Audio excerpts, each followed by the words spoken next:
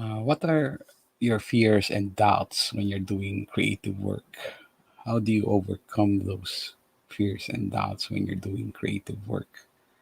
Well, let's talk about that today. How might you and your team overcome fears and doubts when doing your design work?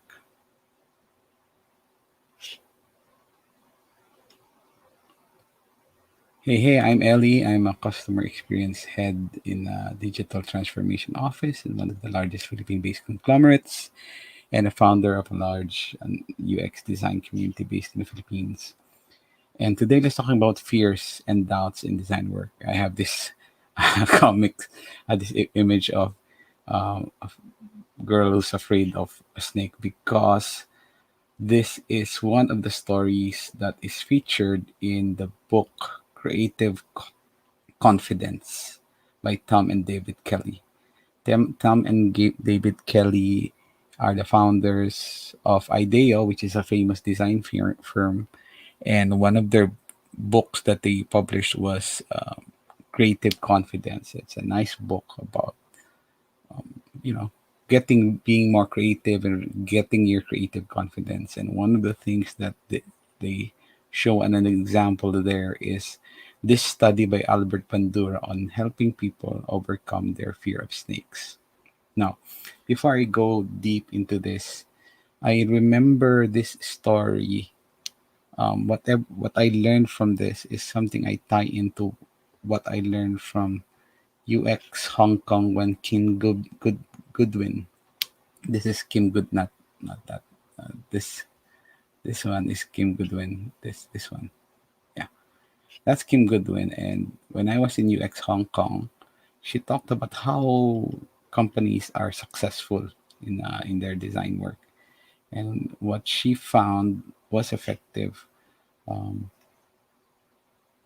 she explained how she did the design work for a health company, and one of the things she explained was that um, one of the things she explained is that what has worked for them to become successful in design work is that you build little steps, little wins, the little things, little successes, and that same principle applies when you work with the same principle is applied and explained here in um, reclaiming your creative confidence by Tom and David Kelly.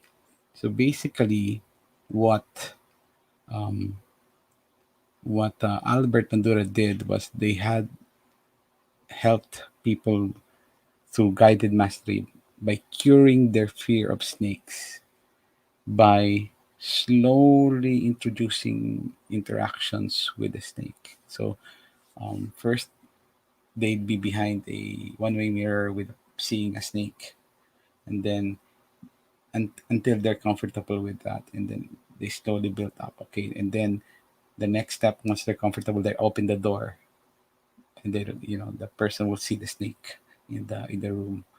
Uh, and then slowly, until they become more comfortable, they get to a point with the snake with someone holding a snake, somebody else holding a snake, and you watching that person who feared the snake is looking at how that person was holding a snake until it graduates to a point that they are able to touch the snake, and they are able to actually have the snake all around them. So that is the idea of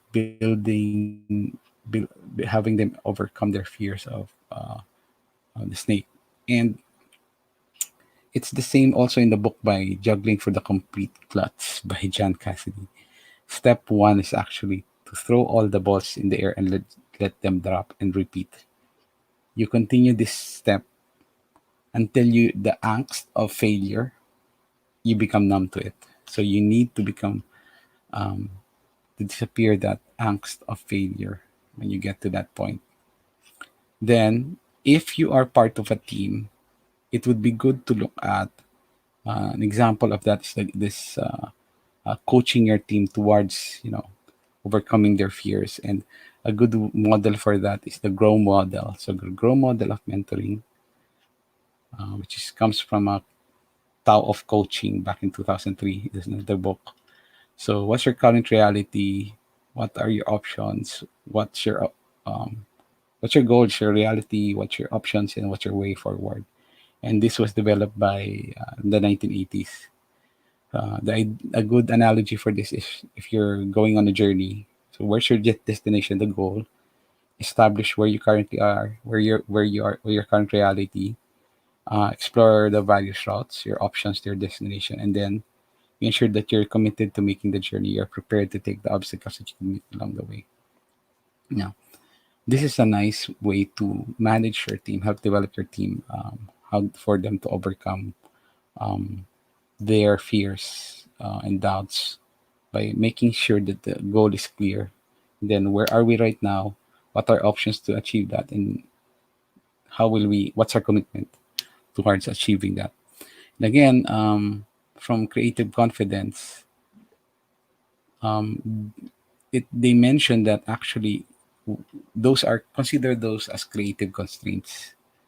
Think about creative constraints because when you have constraints, creative constraints, you are able to um, figure out ways and how to improve. So creative constraints is um, tackle a doable piece of the problem, narrow the goal, and then create a milestone connected to a social contract. So what is doable given these challenges that you're encountering? What is doable in your goal? And then which one do you need to prioritize? Which can you work on? Okay? And then if it's too big, narrow the goal, and then you commit to a social contract, which is if you are into agile work.